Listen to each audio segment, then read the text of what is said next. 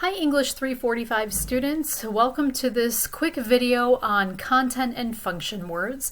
This will give you a little bit of background as you work on this assignment, 3.6 for this week.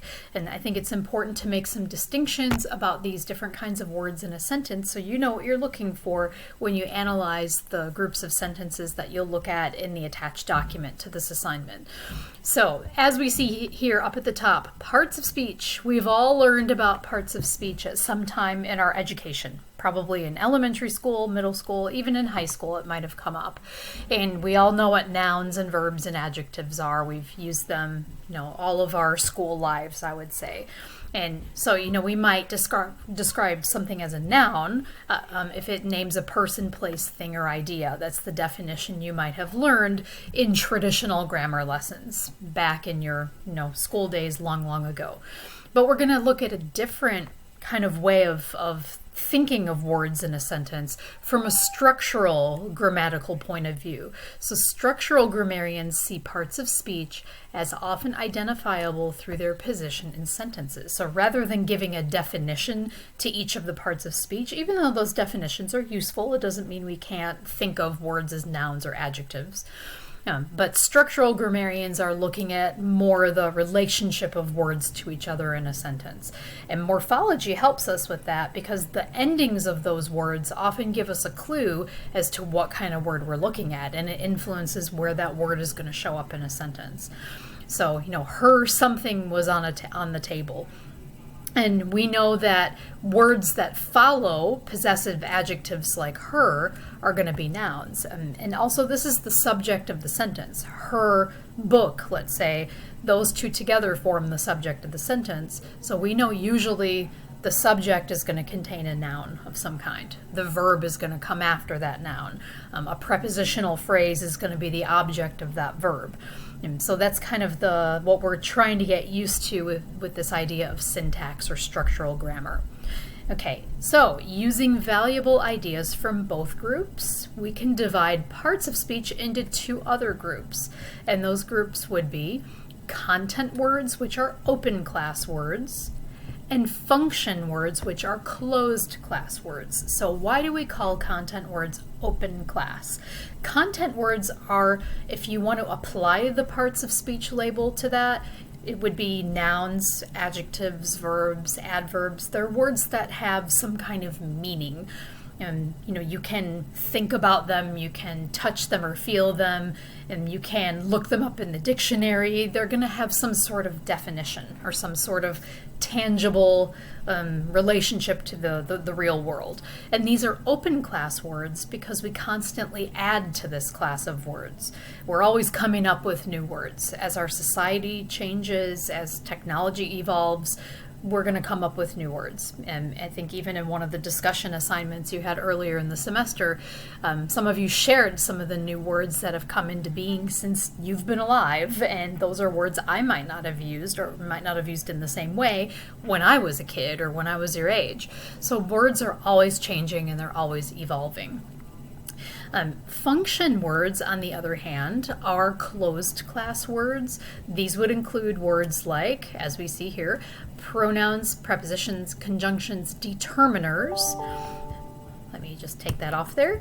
Qualifiers or intensifiers, and interrogatives. Okay, so what are some of these words? You might be more familiar with words like nouns, verbs, adjectives, and adverbs because you might have studied them, and if you're an English major, you've gotten familiar with these parts of speech. A pronoun is simple enough. It's a word that takes the place of a noun, like he or she or it, they, them, etc. Prepositions would be like on, it, at, to, for.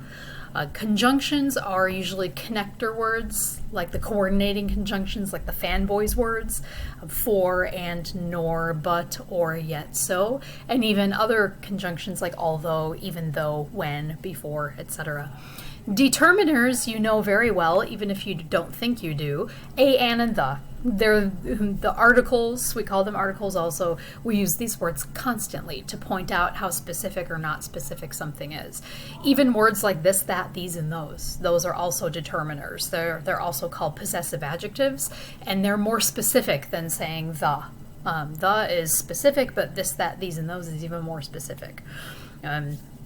Qualifiers, intensifiers, let's see what some examples of those might be. Very, to, so, quite, rather. These could also be classified as adverbs too. And interrogatives would just be question words. So, the journalist words, who, what, when, where, how, and why, and even whom. Okay, so these are all these different words that we can call parts of speech, but we can also call them function words. Now, these are closed class words, and why are they closed? Because these really don't change. These are like what I like to call grammatical glue. They're the words that hold everything else together. So the content words are always changing and evolving, and we're always adding to them and even subtracting some of those words and even applying new meanings to old words.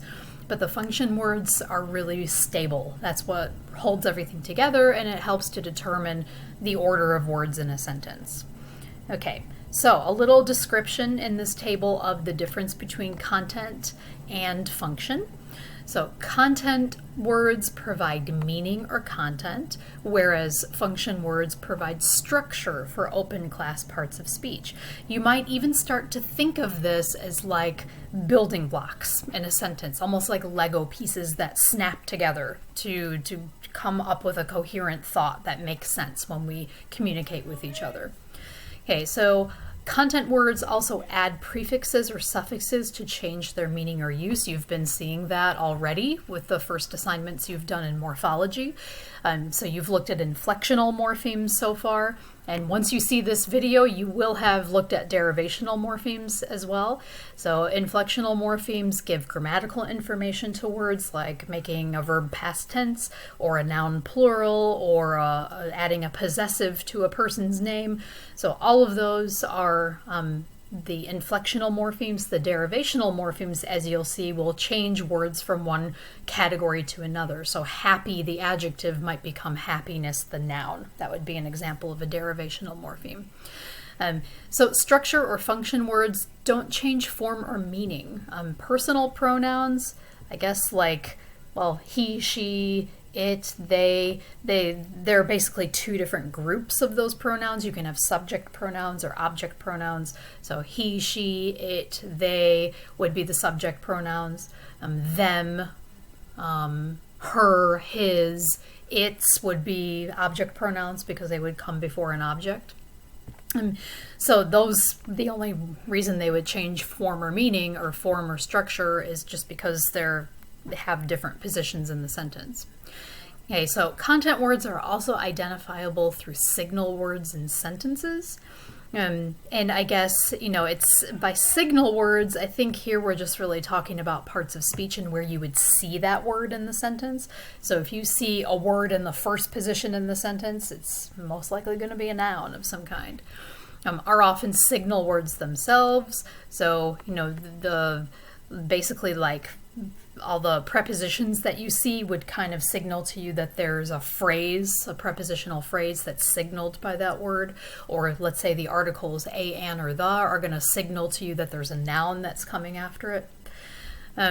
Additions and deletions as language changes. So of course, we already discussed this before, words come into the language, words go out of the language, and so as our language, culture, and society changes, our vocabulary changes too. And most likely we're not going to be adding or deleting too many function words because they stay pretty stable over time. Although some examples might be something like saying thou or thy instead of your. So those words have changed over time, but it's a much slower process and not nearly as many words. Okay, so we can use one or more of the 5 signals to help us determine a word's part of speech designation. So function words, the, what, and. They're words that glue things together. Inflectional morphemes, so the plural s or maybe even the third person singular s going with a verb, or the ed ending to mark past tense. These you would have learned about already. Okay, derivational morphemes, some of the ones you've seen in exercise 3.4, like ness, ful, even pre at the beginning of a word. Remember that derivational morphemes can come at the beginning or the end of a word. They can be prefixes or suffixes.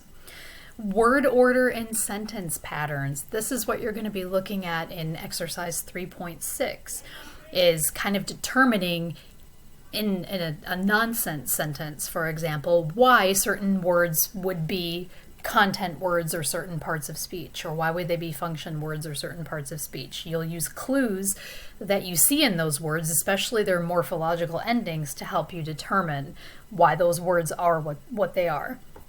And even stress patterns.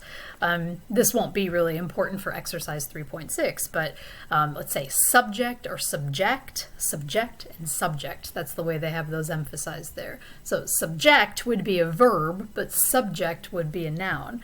Or insert is a noun, but insert is a verb. Imprint would be a noun, and imprint would be a verb. So even our stress on words actually helps us determine some parts of speech too. Or if a word would be a content, or not even a content or a function, because all of those would be content words. It just helps us determine if it's a noun or a verb. Okay, so I hope that gives you some helpful background on content versus function words, why they help us kind of understand why words are in a certain position in a sentence, why word order matters so much, and even how morphemes, like bound morphemes, can help us determine a part of speech or whether a word is a content or a function word.